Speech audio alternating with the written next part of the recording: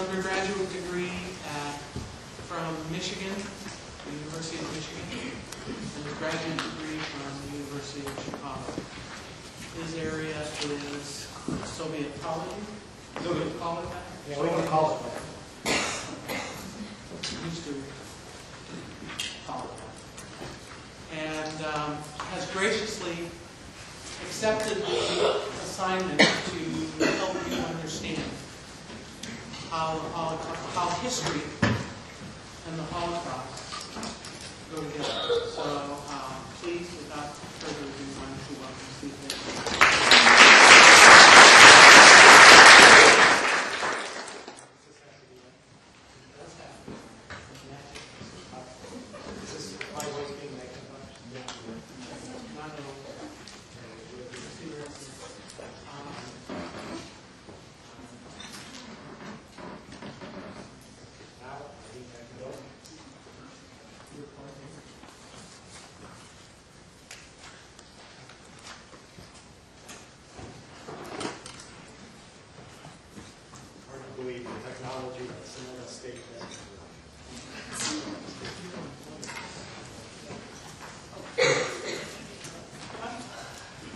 Okay, the light's on, and I can hear myself being broadcast.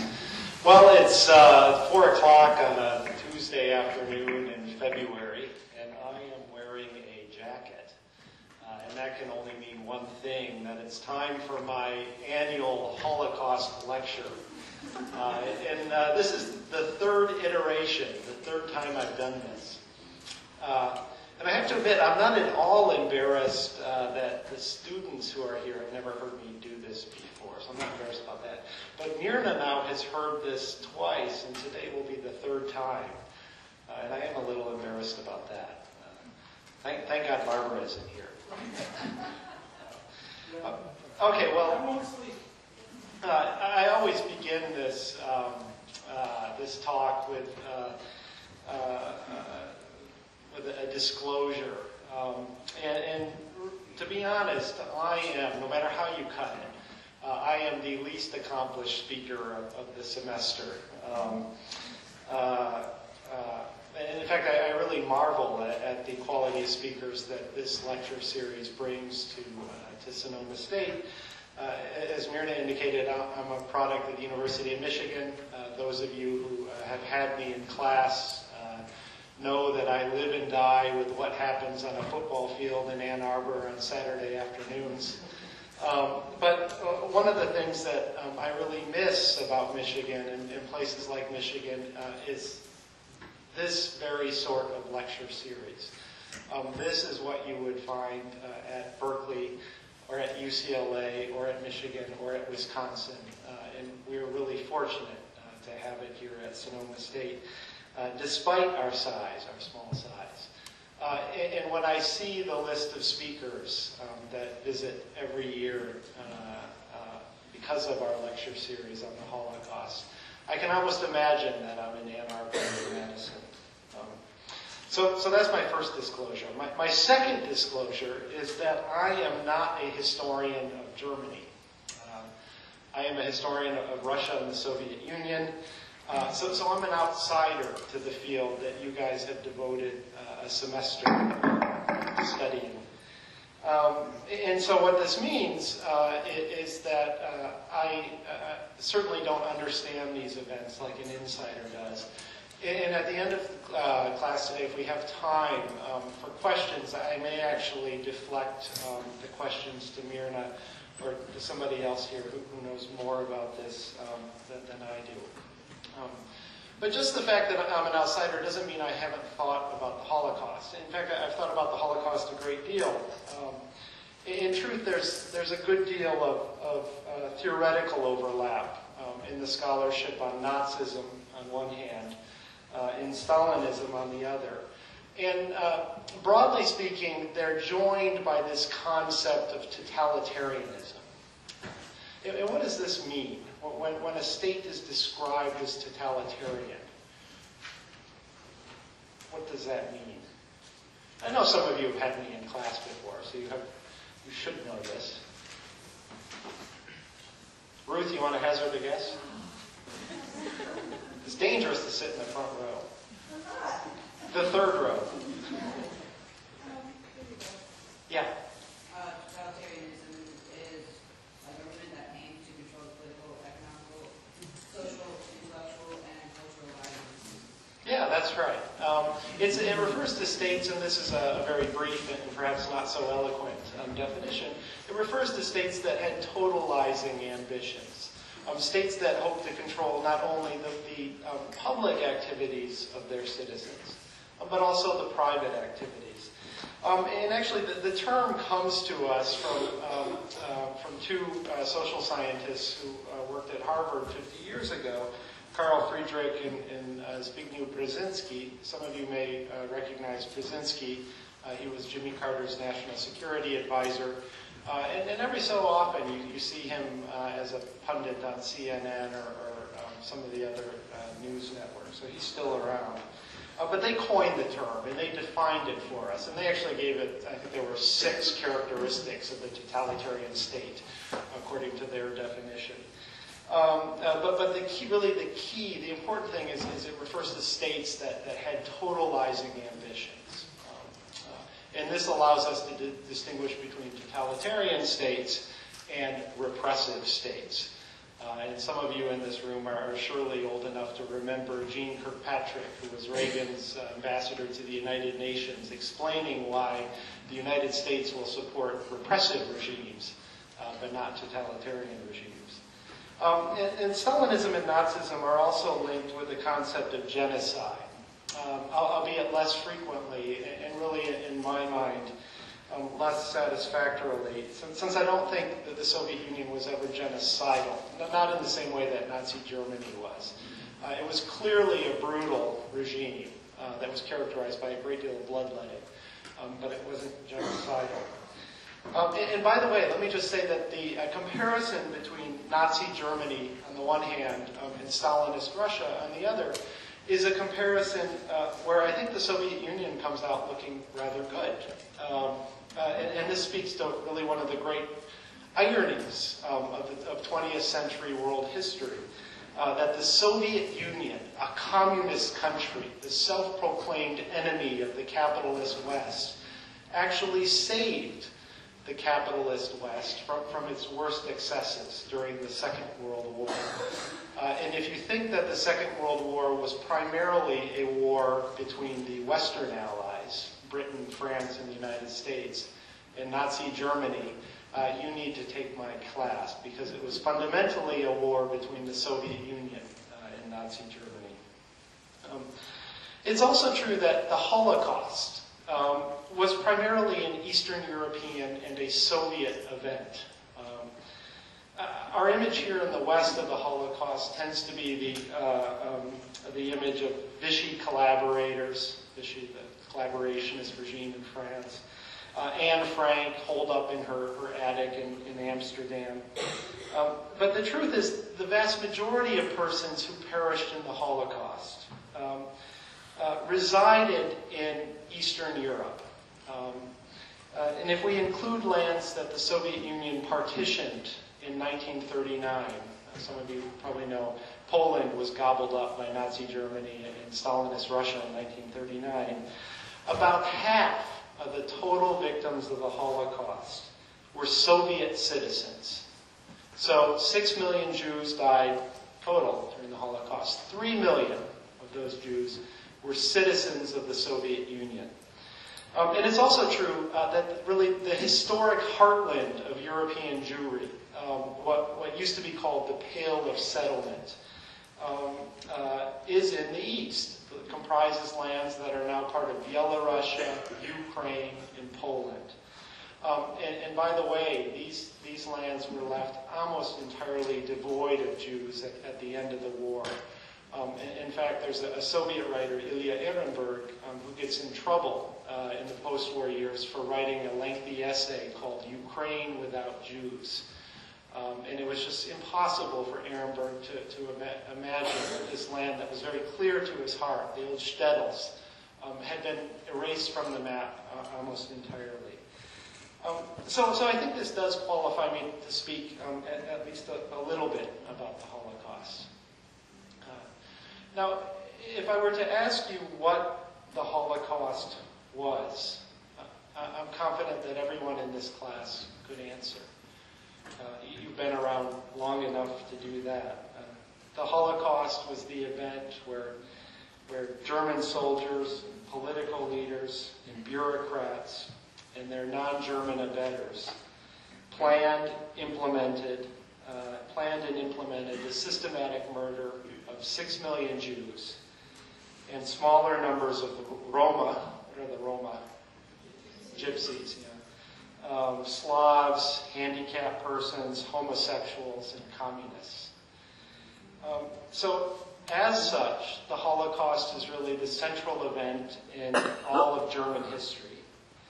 It is the central event in modern European history. It colors our understanding of what it means to be German and what it means to be European. And it really forces us to rethink events as far back as the Enlightenment. Now, what is the Enlightenment?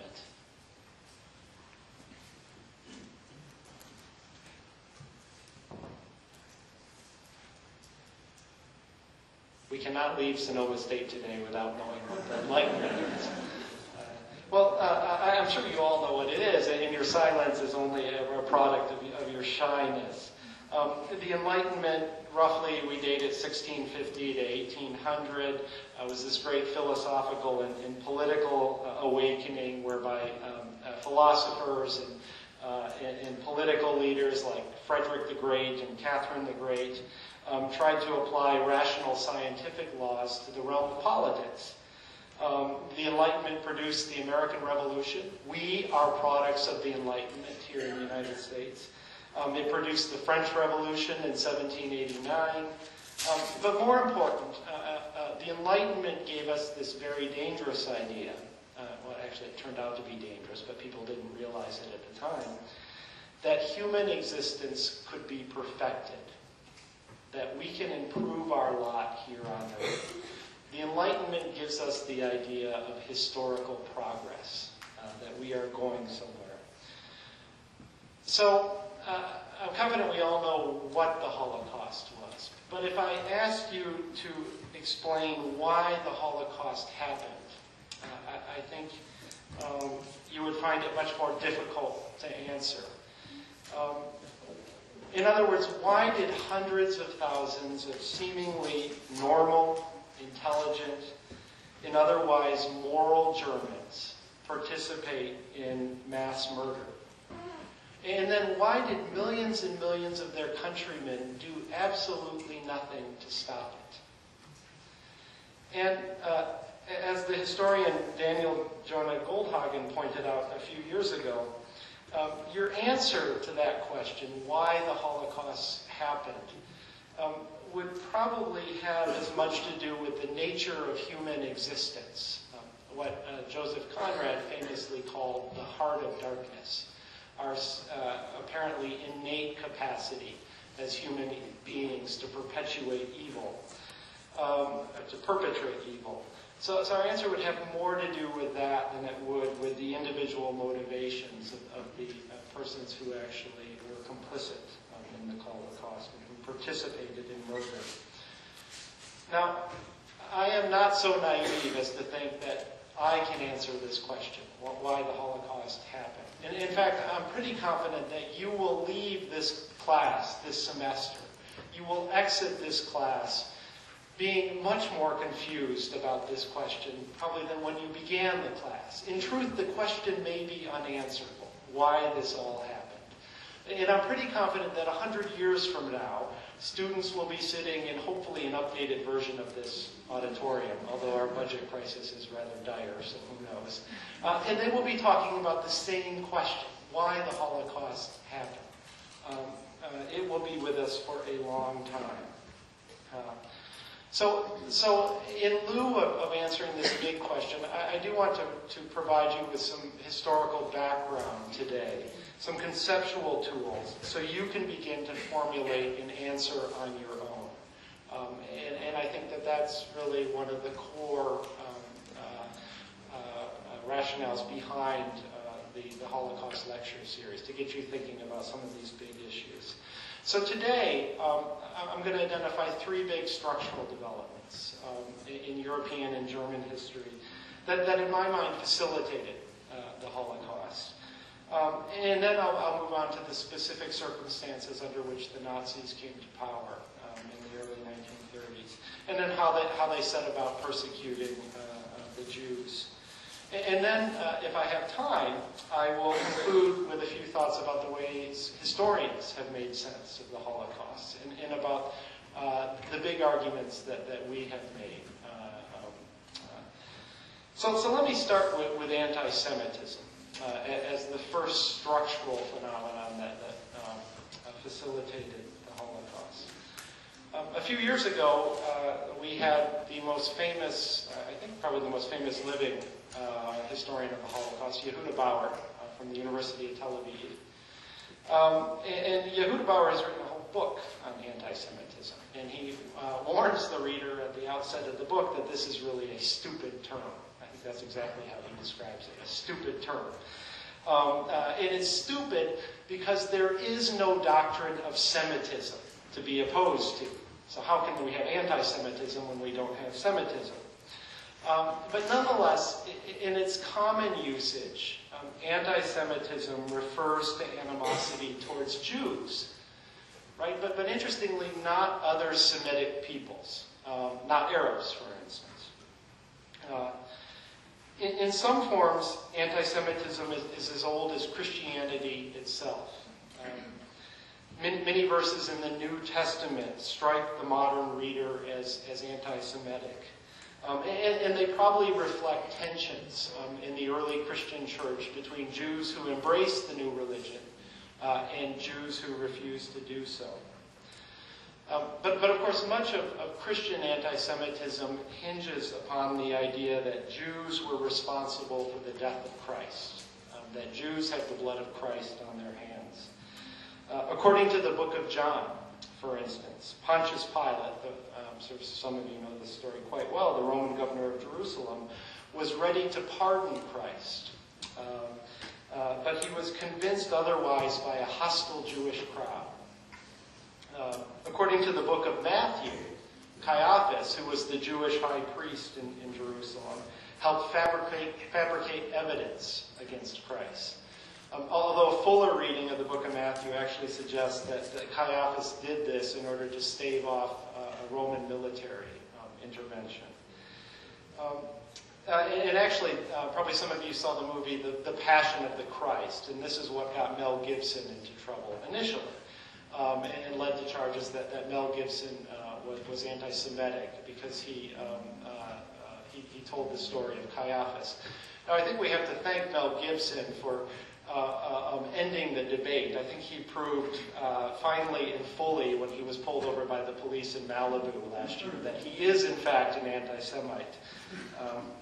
Now, as a result of this, until the 20th century, it was accepted doctrine in the Catholic Church that Jews were responsible for the death of Christ. And this alone was often the cause of a great deal of popular animosity towards Jews. For instance, when the plague hit Europe in the 14th century, there were persistent rumors that it was caused by Jews who had poisoned the water. There were also rumors across Europe well into the 20th century. I've run across this a lot in Russia, that Jews used the blood of Christian children in their Passover matzahs. Along with Muslims, Jews were targeted by the Crusades. What were the Crusades? Yeah, right? Yeah, a series of military expeditions waged by European armies to free the Holy Lands from Muslim control. Actually, often the Christians often ended up fighting amongst themselves. But Jews were targeted by the Crusades as well as Muslims. Jews were targets of the Inquisition, the campaign against heresy that was waged by the Catholic Church. In the 12th and 13th centuries, Jews were repeatedly expelled from France. Of course, they were expelled famously from Spain in 1492, the corresponds with Columbus's voyage. They were expelled from parts of Prussia, not Russia, but Prussia, the precursor to modern Germany, in the 1700s. And in the Russian Empire, where many displaced Jews moved. In fact, most Russian Jews could trace their ancestry to Spain. So most Russian Jews were kicked out of the Iberian Peninsula in 1492. In the Russian Empire, Jews were confined by law to residency in the old Pale of Settlement, these lands in western Ukraine, Byelorussia, and Poland. In large parts of Eastern Europe, Jews were forbidden from owning land. This gives us, I think, what is probably the most tenacious stereotype of Jews. The Jew as the moneylender, or the Jew as the merchant. And of course, the reason why this stereotype exists is because Jews were forbidden from farming.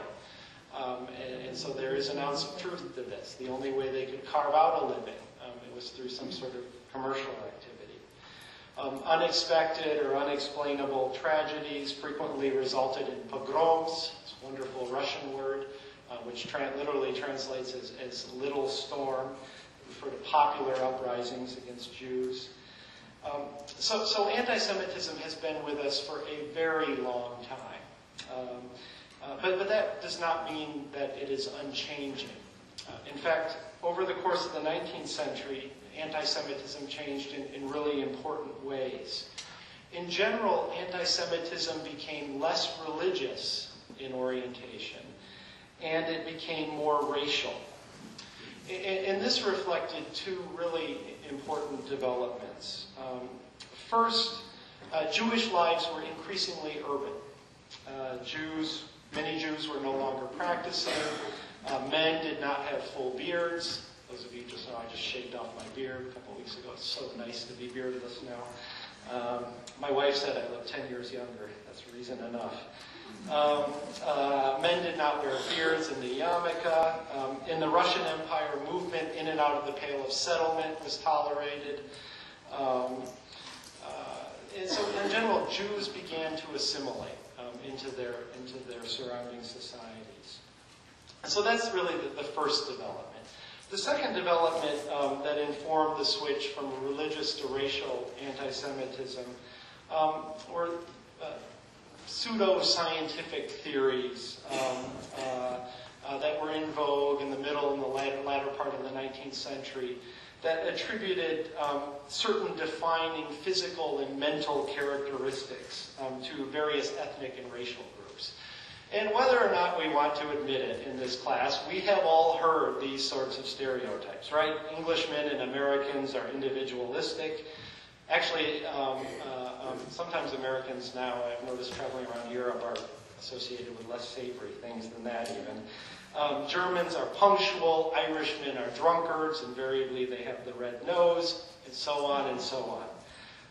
Jews were associated with less savory characteristics. Jews were seen as greedy, as rootless, and as cosmopolitan.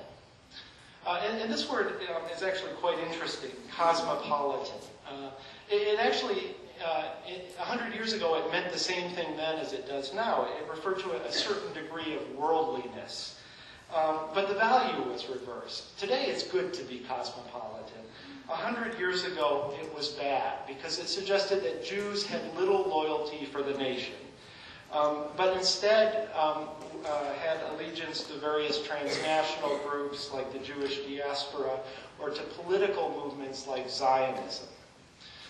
Actually, there's a historian at UC Berkeley, Yuri Snowskin, who has written quite a controversial book, I think, called The Jewish Century, where he argues that insofar as Jews were always associated with cosmopolitanism, it's possible to understand Jews as harbingers of the modern age, because Jews were ascribed a characteristic that we now associate with modernity itself, sort of cosmopolitan outlook.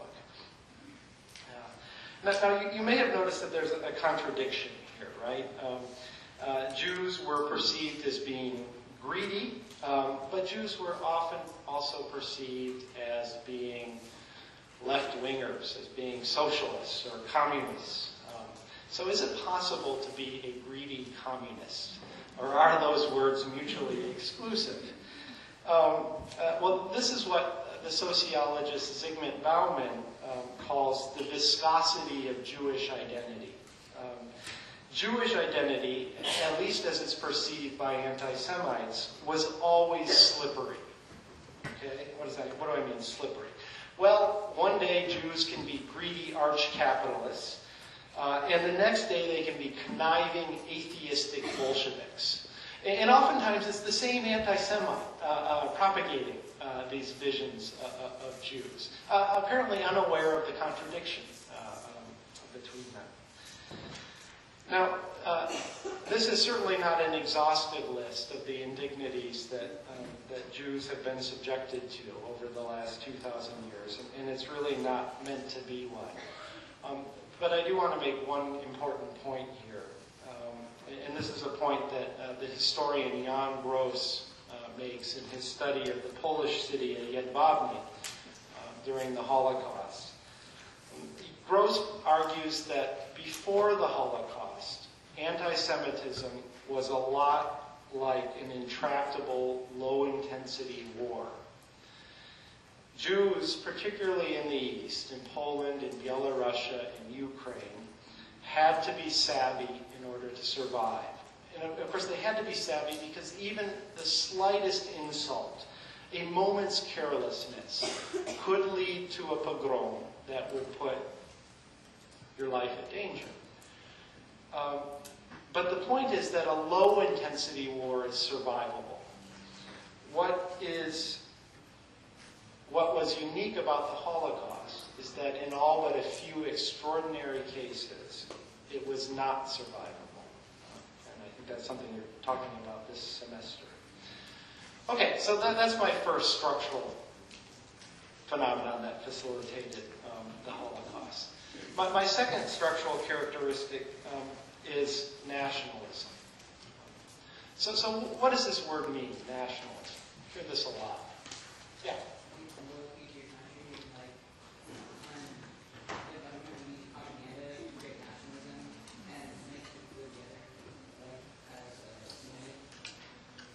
Yeah, so in 1980, when I was 10 years old and going crazy when the Americans were beating the Russians in Lake Placid in hockey, was I being nationalistic or was I being patriotic? Or was I just a 10-year-old who didn't think much about myself? Yeah, Ruth? The ability of a nation to form its own state? Yeah, that's a pretty eloquent and short definition. Nationalism is a doctrine that holds that each nation should have its own state.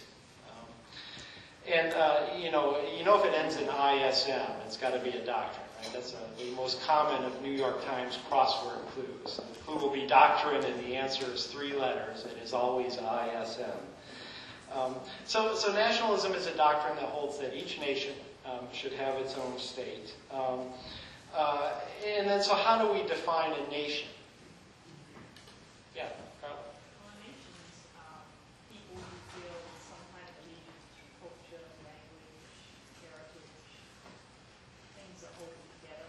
That's right. It's a group of people who perceive some sort of affinity amongst themselves. We, Americans, we are a creedal nation. You become American by, subscribing to certain core beliefs that come to us from the Enlightenment.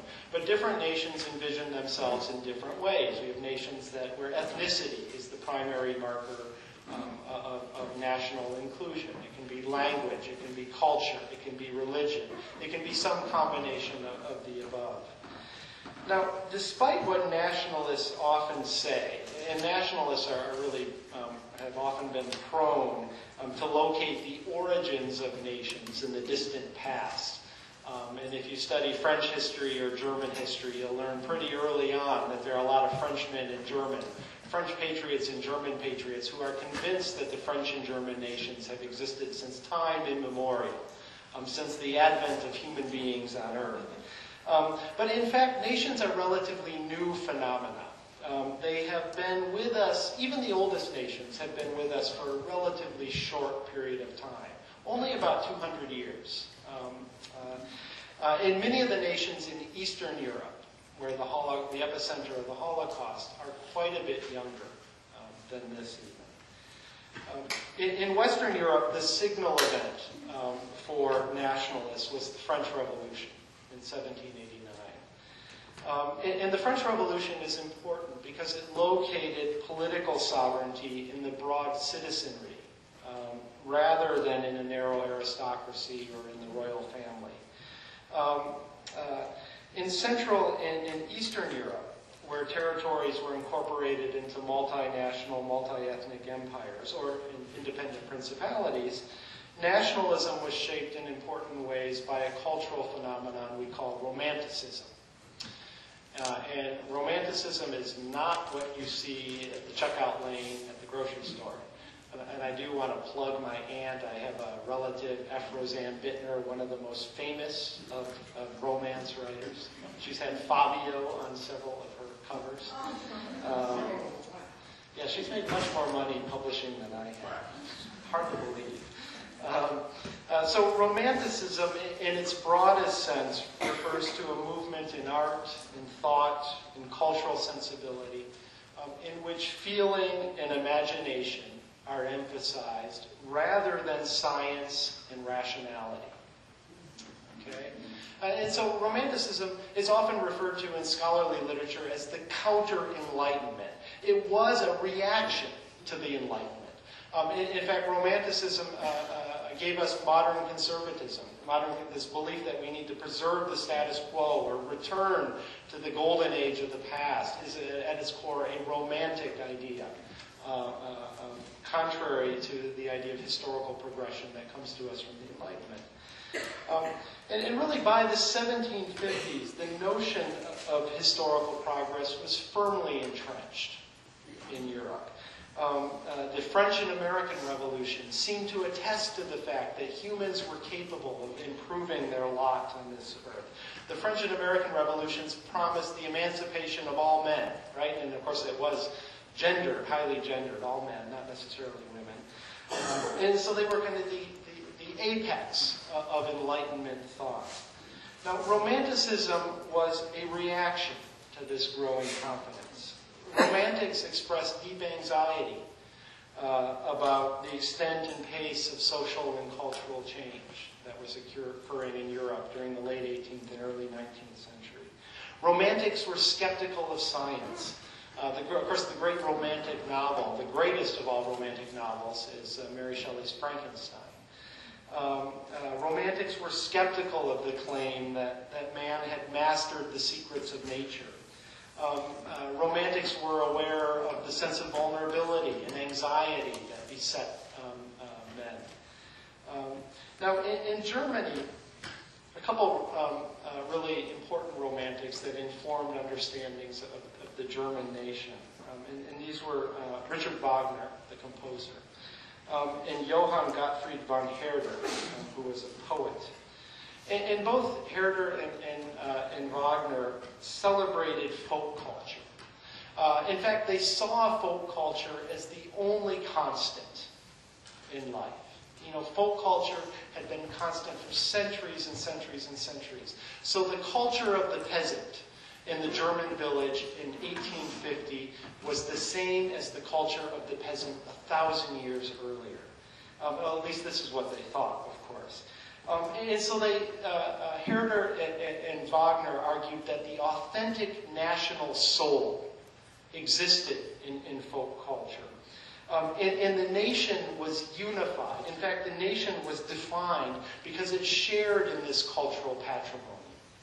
So if you want to find out what makes a German German, you don't look in a great cosmopolitan metropolis like Berlin. You look in the German countryside, and you look at the daily lives and the habits and the folk legends of German peasants. Now, I have to admit that we also are susceptible to this sort of nonsense, right? I mean, how many times have you heard it said that New York is not a real American city?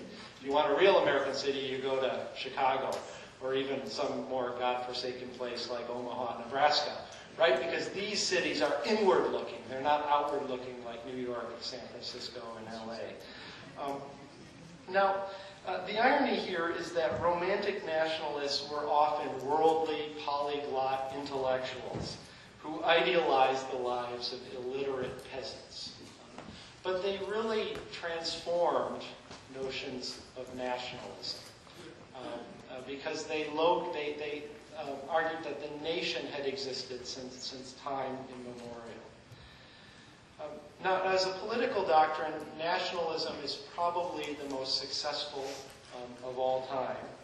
It is certainly more successful than Marxism. Over the course of 100 years, from roughly 1789 to 1900, so 111 years. Actually, let's push it out to 1918. So it's about 130 years. Europe ceased to be a continent of empires, and it became a continent of nation-states. So states that base their legitimacy to exist upon the will of a nation. So I'm just going to run through the list here. And the point is that you not record when every nation-state came into existence, but just that you see what is happening and how Europe is transformed. Serbia is arguably the first nation-state to emerge after the French Revolution. In 1815, Serbia won its autonomy from the Ottoman Empire. And actually, it proved to be short-lived. In 1918, Serbia was incorporated into a transnational state called Yugoslavia. But that also proved to be temporary. So Serbia in 1815, Greece in 1829. In fact, there were many Westerners, Western intellectuals like Lord Byron, who were inspired by the Greek revolutionaries and went and fought on behalf of the Greeks for Greek independence.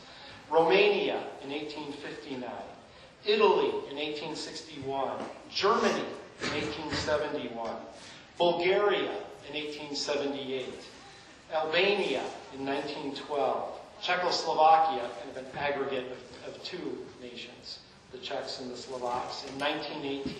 And then in 1918, there were a whole slew of new nations, right? Primarily because Woodrow Wilson and Vladimir Lenin espoused the same policy on nationalities. Czechoslovakia, Poland, Latvia, Lithuania, Estonia, Hungary, Ukraine, all won their independence in 1918.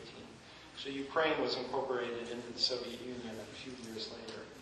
And then finally, Turkey in 1923 recast itself as a nation-state. So this is really, by any standard, this is an important development. The fact that empires ceased to exist, and they were replaced with nation-states in Europe.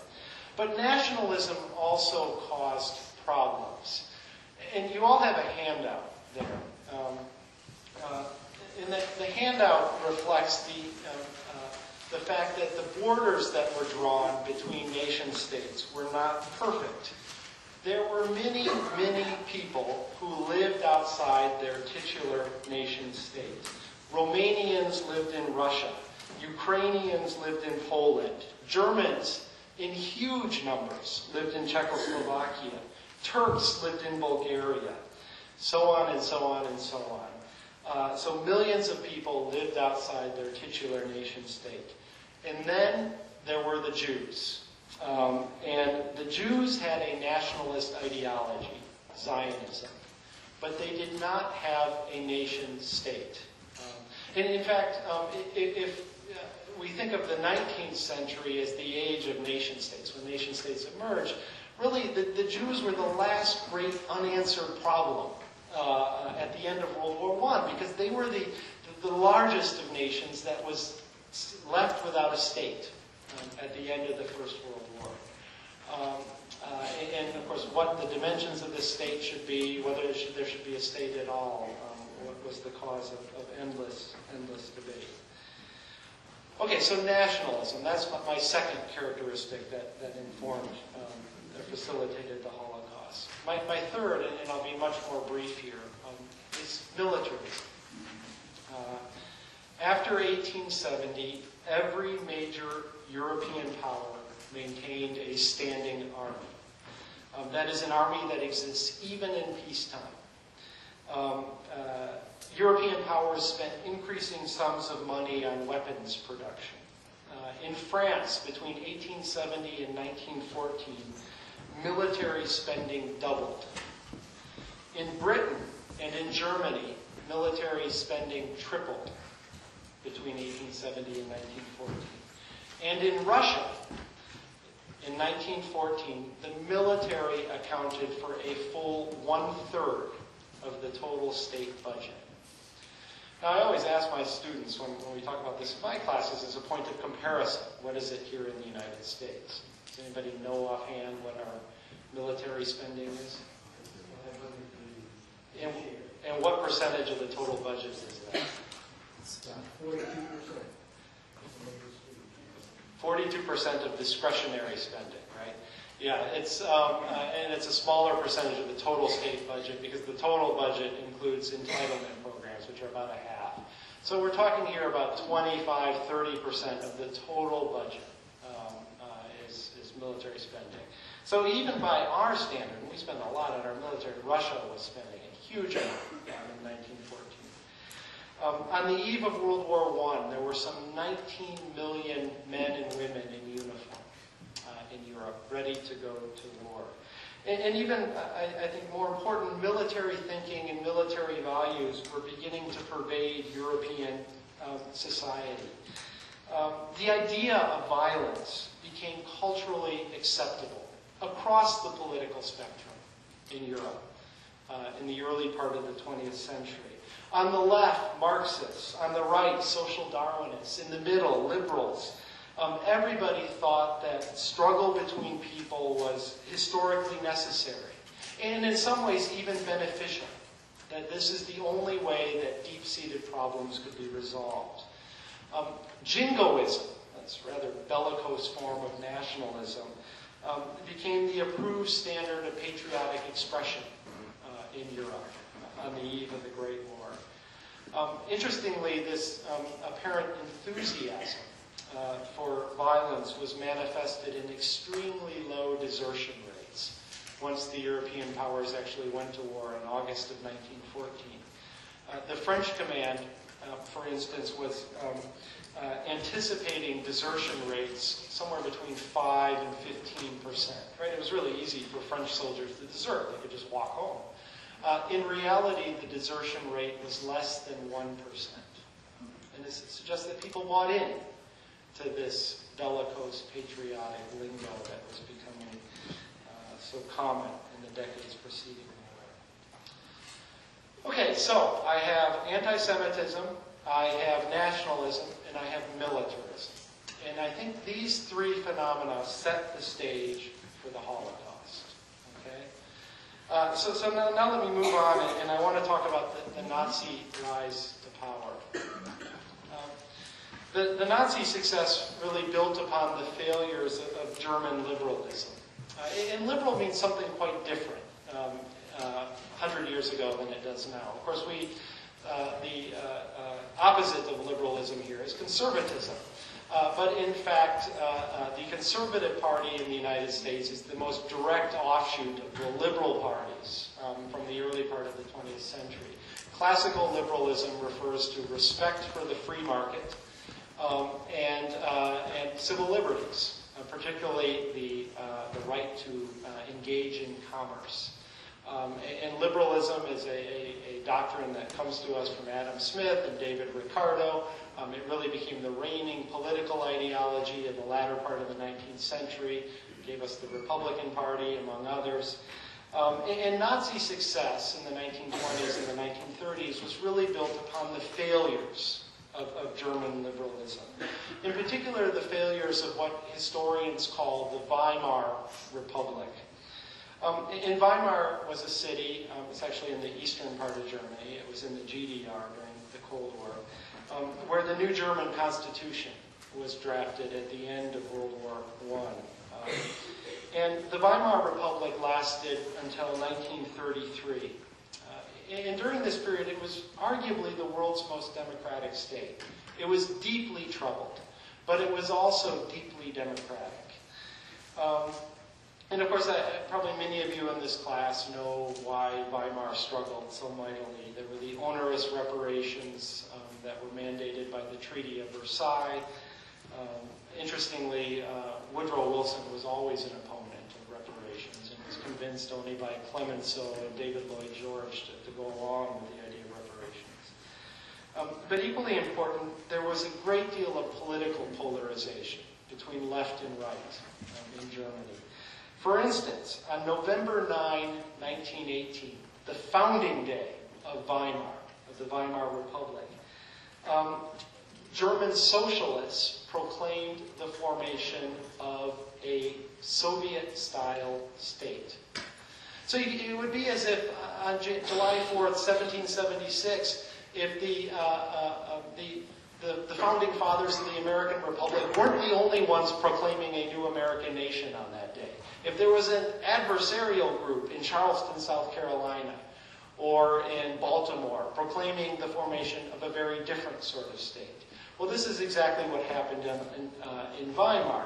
On the same day, the formation of two states were proclaimed, two very different states, one liberal, bourgeois, and democratic, and one socialist.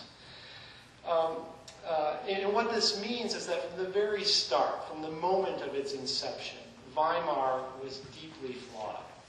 There was a lack of political consensus about what the new German Democratic Republic should look like. In 1920 and 1923, there were right-wing uprisings in Weimar that capitalized on popular disenchantment over the economy and over the sense of national humiliation that the Treaty of Versailles wrought. And interestingly, World War I is kind of a strange sort of war. The Germans didn't necessarily see themselves as losers in the war. The war ended only because the German workers rebelled back home, not because the Germans were defeated on the field of battle. And so there wasn't this sense that Germany needed to be humiliated, or even should be humiliated at the end of the war. And then, of course, in the summer of 1929, the American economy slipped into recession. In October, the New York Stock Exchange tanked. Europe collapsed within weeks of the American economy. After the crash, American financiers, American bankers were no longer able to continue to infuse capital into the European economies. This capital was especially essential for Germany. Germany relied on American loans to repay the war reparations. By 1932, American investment in Europe had fallen by 70% on the 1929 figure. And this was particularly tough for Germany. So it's really not surprising that Germany was the first state to experience political upheaval. In parliamentary elections in September of 1930, German voters stunned the pundits by handing 107 of 611 seats in the German parliament, it's called the Reichstag, to the National Socialist Party. And overnight, the Nazis, as they were called, went from being an inconsequential party to comprising the second largest bloc in the German parliament. So the Nazis were really the prime beneficiaries of Germany's mounting economic crisis. Now, we all know the Nazis were led by Adolf Hitler. And Hitler was born in Austria in 1889. As a young man, he dabbled in painting. Wanted to be a painter when he grew up, but he was denied admission to the Academy of Fine Arts in Vienna. It raises all sorts of interesting counterfactual questions, like what would have happened had Hitler only been granted admission to the Academy of Fine Arts. And in fact, we have a very interesting monograph now, it just came out 2 or 3 years ago, about Hitler's Vienna life and his desire to be an artist. Hitler served with the Axis, with the German infantry in the First World War. He twice received the Iron Cross, the German equivalent of the Purple Heart, for surviving gas attacks. And after the war, Hitler joined the Nazi Party. And Nazi, National Socialists. Socialist here is not meant to be understood in the Marxist sense. Socialist here refers to the feeling of solidarity that supposedly existed among German veterans of the First World War. German veterans who felt like they had been betrayed by events on the home front. In 1923, Hitler was arrested for participating in a coup against the Bavarian government in Munich. The coup plotters caught him before any serious damage could be done, and Hitler was sentenced to 9 months in prison. And it was while he was in prison that Hitler wrote the book that would become the Bible of the Nazi movement, Mein Kampf, My Struggle. In Mein Kampf, Hitler laid out his view of history. He appears to have been inspired, at least to some extent, by Karl Marx. He was convinced that history was a story of struggle between competing groups. But whereas Marx argued that history was, that class struggle was the engine of history, class struggle is what pushed history along, Hitler argued that in fact it was racial struggle, struggle between different peoples. Hitler claimed that history was driven along by the master race, the Aryans, who were in perpetual struggle against lesser peoples, particularly the Jews and the Slavs. Now the Aryans were the heirs to the Germans, or were the ancestors of the Germans and the Brits. Now, according to Hitler, Germany had to adopt an aggressive foreign policy in order to achieve its historical destiny. This destiny that was dictated by the logic of the history that Hitler had devised while he was in prison. And so what this meant is that Germany had to conquer living space, Lebensraum, in the east. So there would be more room for Germans to live and Germans to carve out an existence for themselves. And Hitler knew that this expansion eastward would anger France. Germany and France had a long rivalry. They'd gone to war with each other in 1870 and in 1914. But Hitler thought that Hitler thought that Britain would do nothing to stop this expansion eastward. And this was primarily because, well, first of all, British politicians were not real fond of the Soviet Union, but secondly, because of this imagined affinity between British and Germans, this imagined ethnic affinity. They were both ancestors of Aryans. So these were the core elements of Nazism: racial superiority on one hand, and the need for expansion on the other. And this provided the basis for future Nazi policies. Now, Hitler came to power in Germany almost by accident. Despite the impressive showing of the Nazis in 1930, they still were only the second largest party in the Reichstag. The largest party were the Social Democrats, a left-of-center party, clearly in the political mainstream. In 1932, the Nazis became the largest party in the Reichstag, but they were still far from a majority. They had only 230 of 611 seats.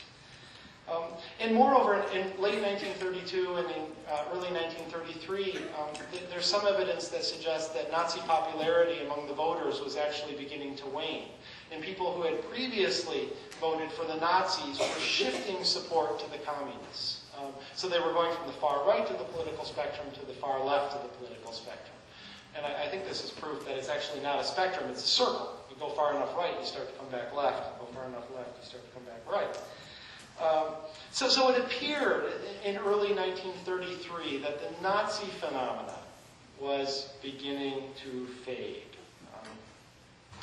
Now, ironically, the Nazi seizure of power can be attributed, at least in part, to the commitment among the mainstream parties, particularly the Social Democrats, to the creation of a liberal, bourgeois, democratic republic, the sort of state that we would recognize as Americans. The German chancellor tried to convince the German president, Paul von Hindenburg, to ban the Nazi and the Communist parties at the end of 1932. And Hindenburg refused to do this. And it's not because he had any special sympathy for the Nazis. It's because he thought that there was a larger principle at stake here. There were certain core liberties that could not be violated. Freedom of assembly, freedom of speech. These trump the odiousness of the Nazis. So you can't simply ban the Nazi Party.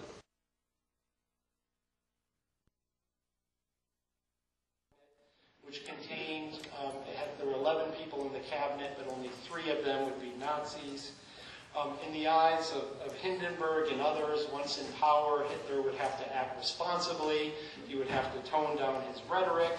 And I think we know this is the case, right? Typically, not always, but typically, politicians say things on the campaign trail that they don't intend to do once they're in office. They behave more responsibly once they're in office. And so the view, the mainstream view is by inviting Hitler into government, by making him chancellor, we will moderate him. Hitler will become little more than a puppet who would be easily controlled by the mainstream political parties. I actually have, I've completely forgotten about my photos here, but I actually have a picture of this. Early on I was talking about those pseudo-scientific theories about racial, certain characteristics associated with certain racial groups, ethnic groups. This is a photo from a German elementary school, and they're talking about what characteristics make a German German, and what physical characteristics.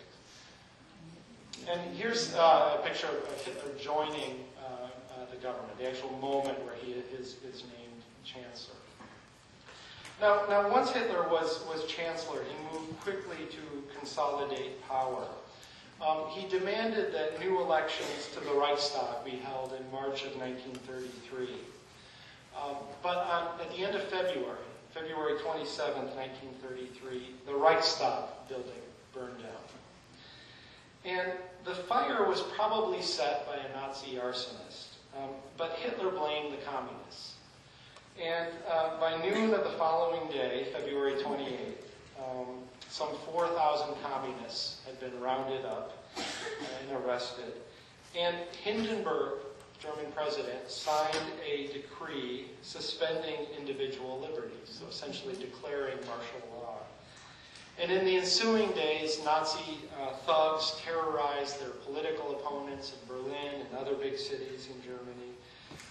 And this really set the stage for a Nazi electoral triumph on March 5th. During these elections, the Nazis won 44% of the vote. So still not a majority, but they were allied with a smaller party called the Nationalist Party. And so with their allies in the Nationalist Party, they had a majority of seats in the Reichstag. Now, 3 weeks after this, at the end of March 1933, the Reichstag approved what was called the Enabling Act. And the Enabling Act authorized Hitler to rule by decree for 4 years. So basically, Parliament approved a decree emasculating itself, so taking itself out of the political equation. So Hitler, really by the end of March, Hitler was a dictator. Even though a majority of Germans had not voted for this guy. His party had only gotten 44% of the vote. Now, 2 factors made the Nazi expansion so rapid. First, the Nazis did not hesitate to use coercion.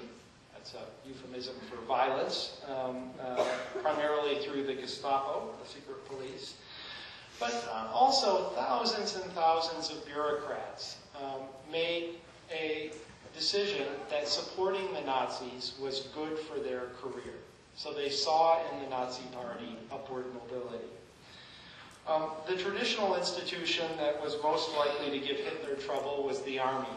And we know that many of the prominent officers in the military thought that Hitler was a dangerous kook. He was going to get Germany involved in a war. But of course, Hitler needed the military's support to wage this aggressive foreign policy, to seize Lebensraum in the East. So to quell the possibility of a military uprising or military opposition against Nazism, Hitler accused the leaders of the so-called SA. What is this, the stormtroopers? What's the SA? The Storm Battalion? What's his Personal Guard. Yeah, it's like an elite military, paramilitary group. And I know I got this wrong last time I did this lecture, and one of my graduate students came up to me afterwards and pointed it out to me. And I just want to say it wasn't Hope. That graduate student is not here today. So Hitler accused the leaders of the SA, the Storm Battalion, of homosexuality, and ordered the SS to assassinate them. This is the so-called Night of the Long Knives, and this was on June 30, 1934. And this was important because the SA, the military looked upon the SA as being extremely dangerous. And also a bunch of novices who were trying to involve themselves in military affairs. And so Hitler thought, by getting rid of the SA, I will pacify potential opposition within the military to Nazism. Hindenburg died later on that summer in 1934, and after Hindenburg's death, Hitler combined the offices of Chancellor and President, so he occupied both offices simultaneously. Now, effective opposition to Nazism might also have come from the Christian churches in Germany. The Nazi electoral triumph in 1933 was made possible by support from Protestant middle-class voters. But nonetheless, most Protestant clergymen remained neutral. They refused to endorse Nazism. In fact, a very small minority of Protestant clergymen organized an active resistance that denounced Nazism, anti-Semitism, and totalitarianism. And many of these clergy persons perished in the concentration camps. Some 800 Protestant clergymen died in the late 30s and early 40s.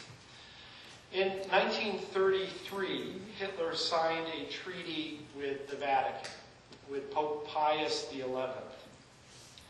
And Pope Pius gave his stamp of approval to the Nazi regime in return for recognizing the traditional liberties that Catholics had enjoyed in Germany.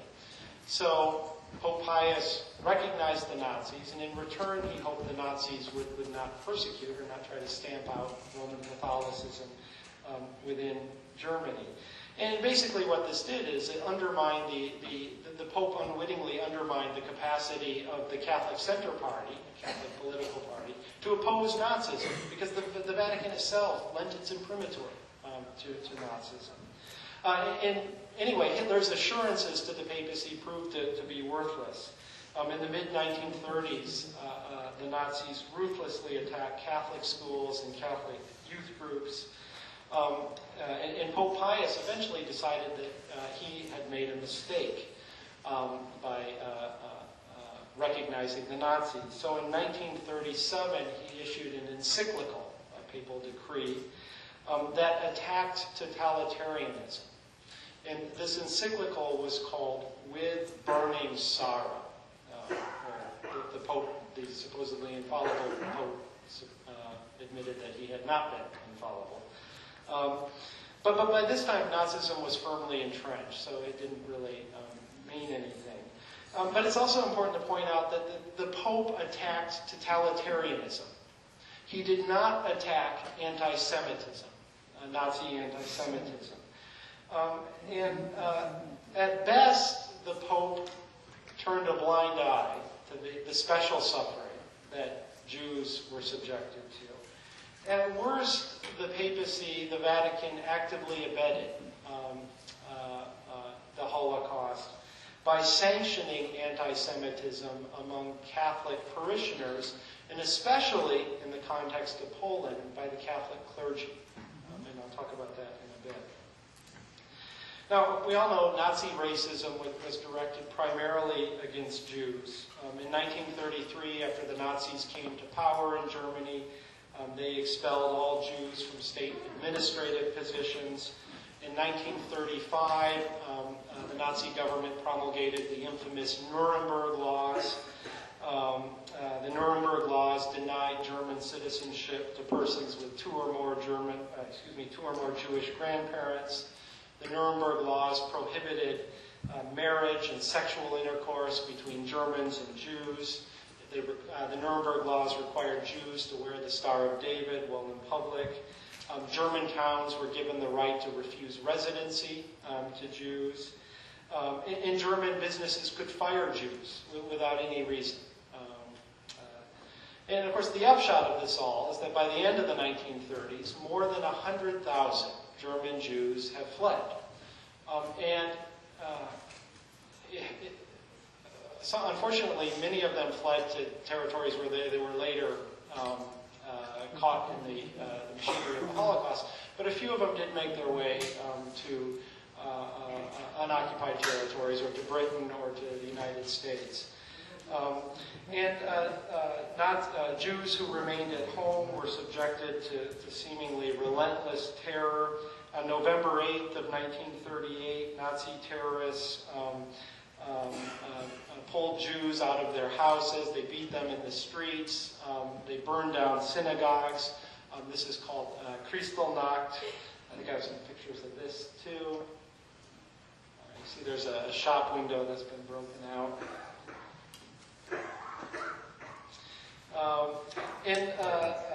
When all was said and done, some 200 synagogues were burned down on this evening. 7,000 Jewish businesses were destroyed.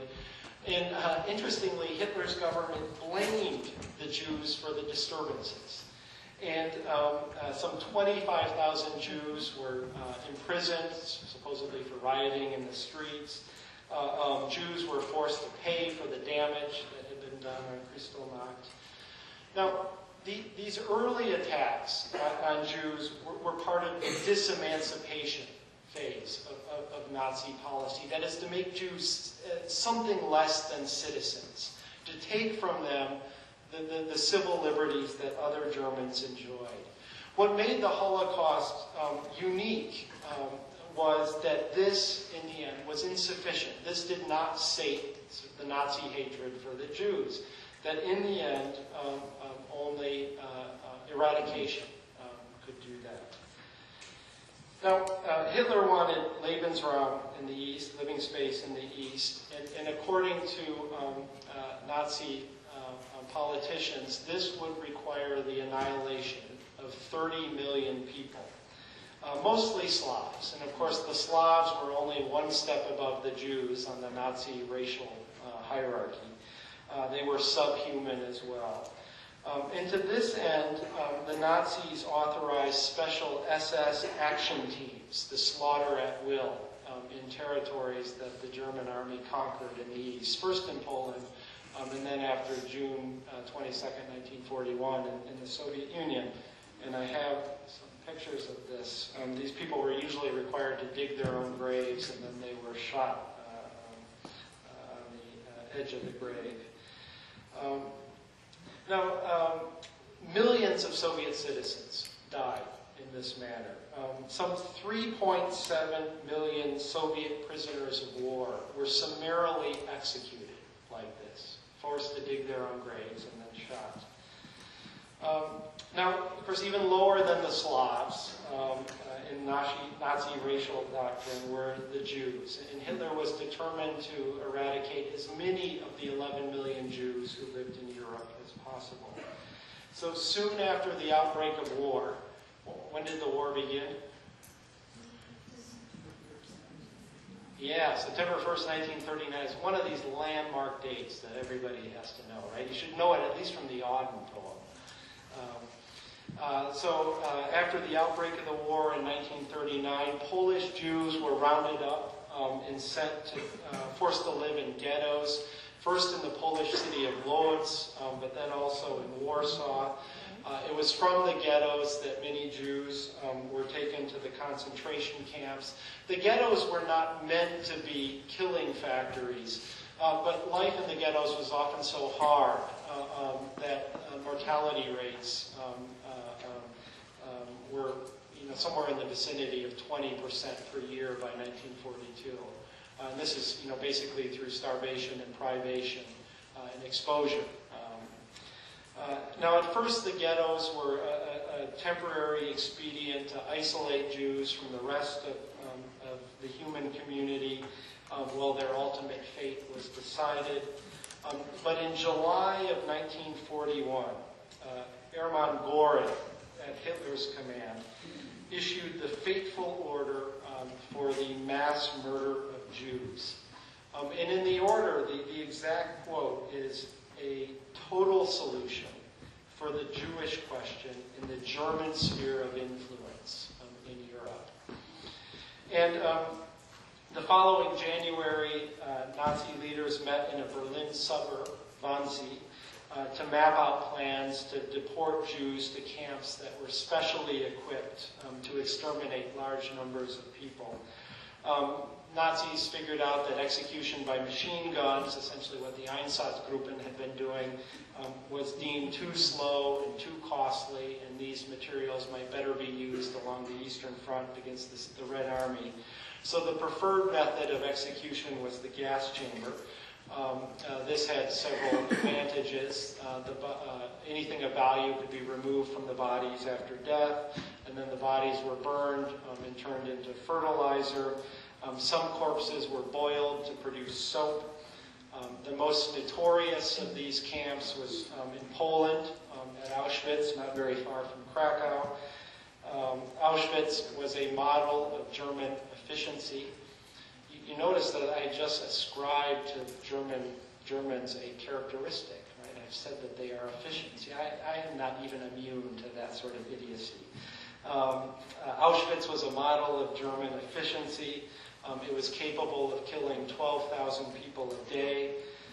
By the end of the war, Auschwitz alone was responsible for the murder of 2.5 million people. In gas chambers, some 500,000 more died of barbaric treatment. Hope, I know, is planning to visit Auschwitz later this year.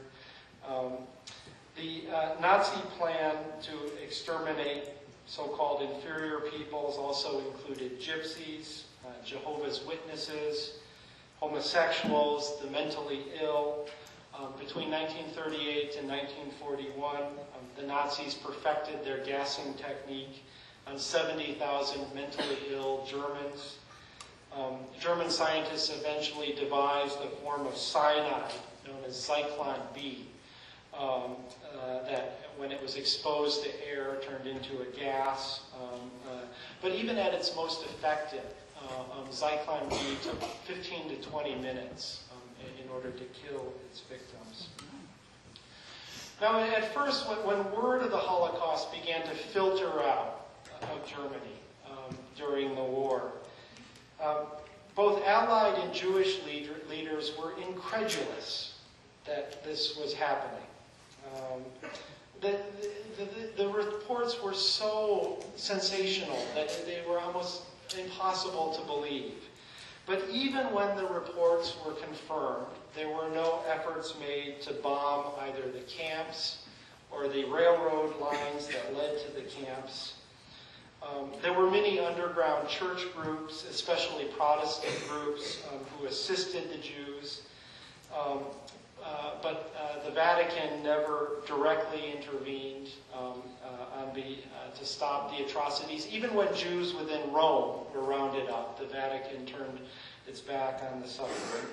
And it's true, there was scant sympathy for Jews in Poland, and especially among the Roman Catholic clergy in Poland that was famously anti-Semitic.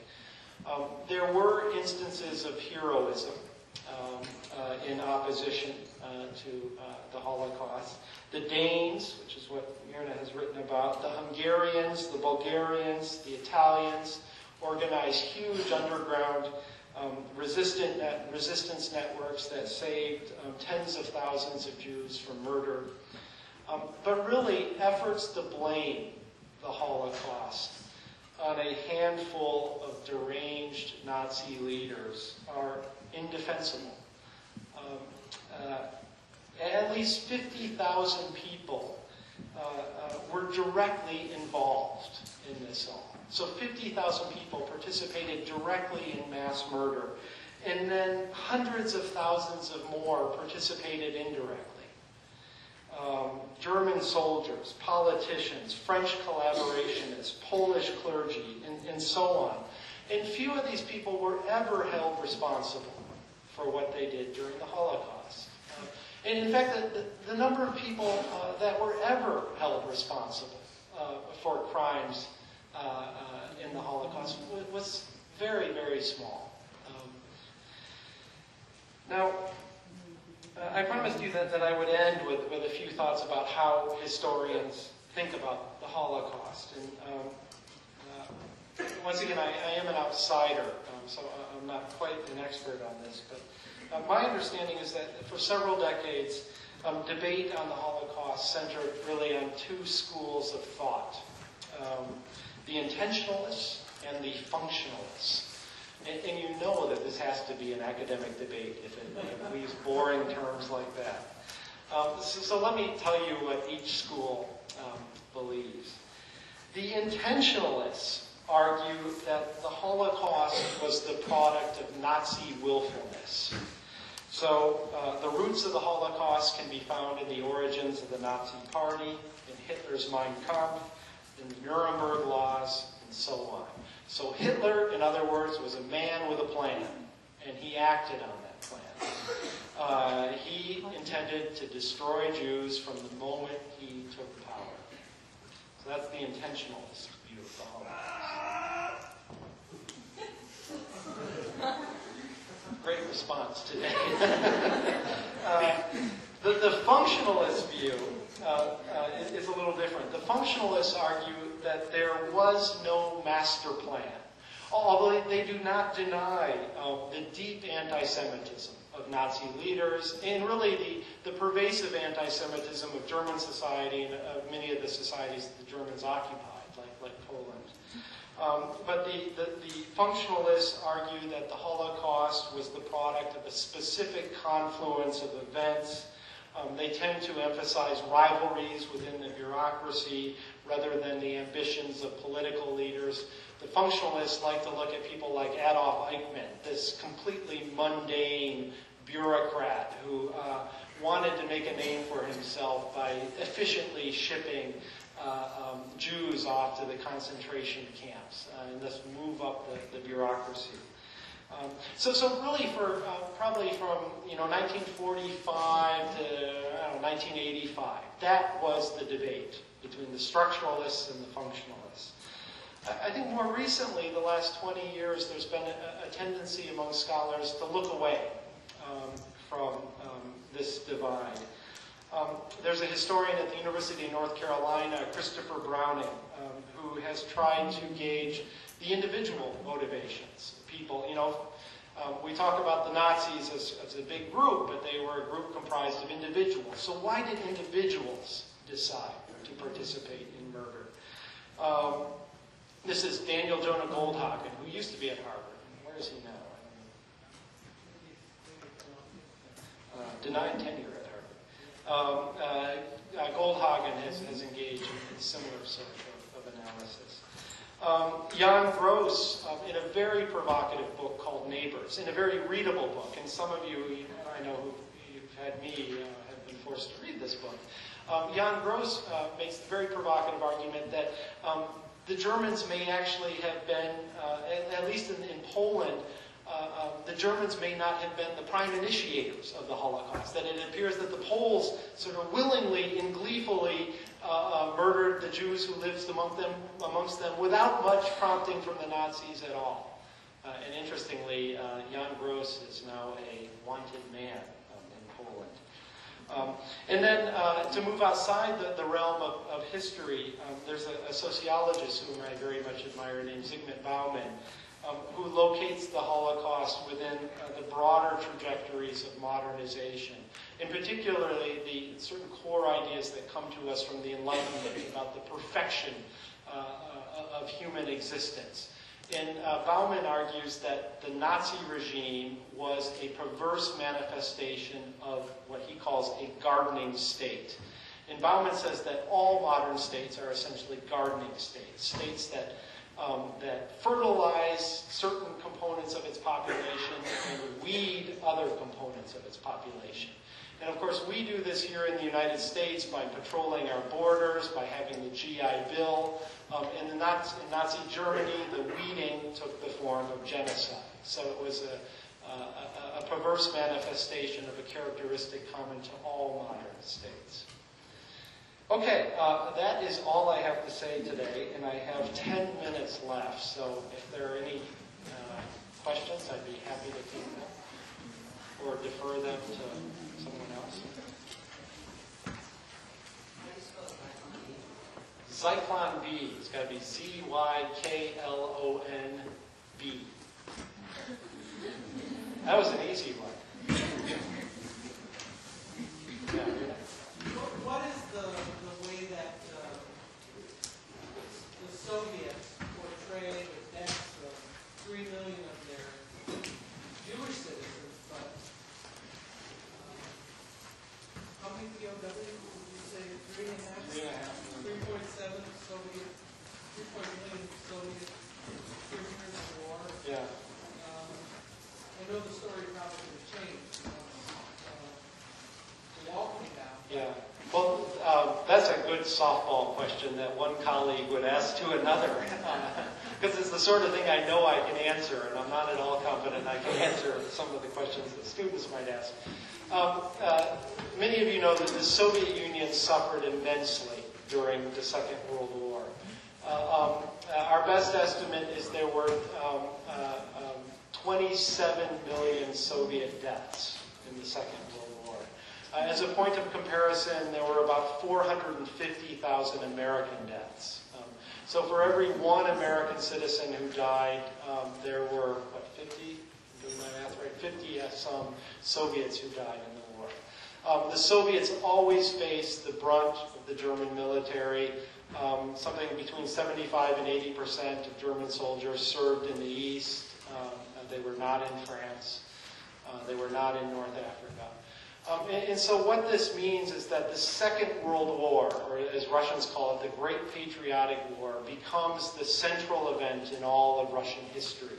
It legitimizes Soviet socialism. Despite the brutality of Stalinism, despite the brutality of collectivization and forced industrialization, the Soviet Union succeeded in defeating Hitler. And they did so largely without our help. Military historians have estimated that if it weren't for the invasion of Normandy, the Red Army would have arrived in Berlin 2 weeks later than they did. So we speeded things up by 2 weeks by invading France. So what this means is that the war has a certain mythological status in the Soviet Union. And the Holocaust is threatening to that status because it suggests that some Soviet citizens who died, many Soviet citizens who died not because they were Soviet or not because they were communist, but because they were Jewish.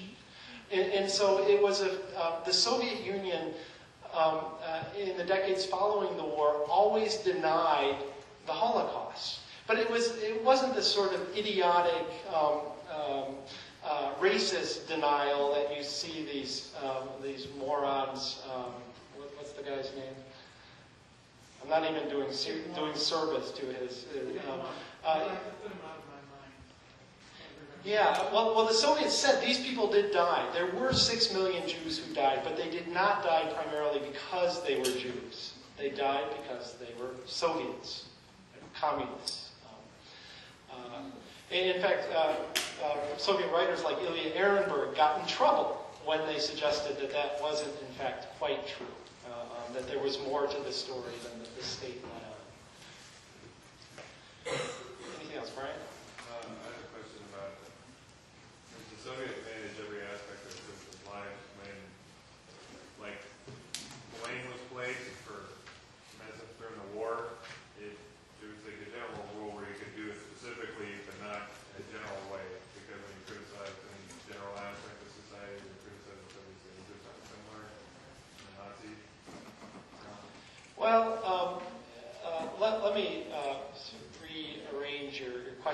little bit. I guess the question is whether the adjective totalitarian is accurate in the Nazi context. And, I said that early on, I said I didn't think the Soviet Union was ever genocidal.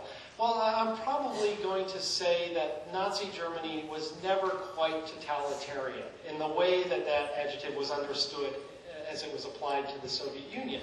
I mean, to be, a middle-class Protestant German living in Berlin, up until the very end of the war, you probably didn't realize that there was much bad going on in the world. So the state, the state didn't force you to participate. It didn't make you complicit in your subjugation like the Soviet Union did to its citizens.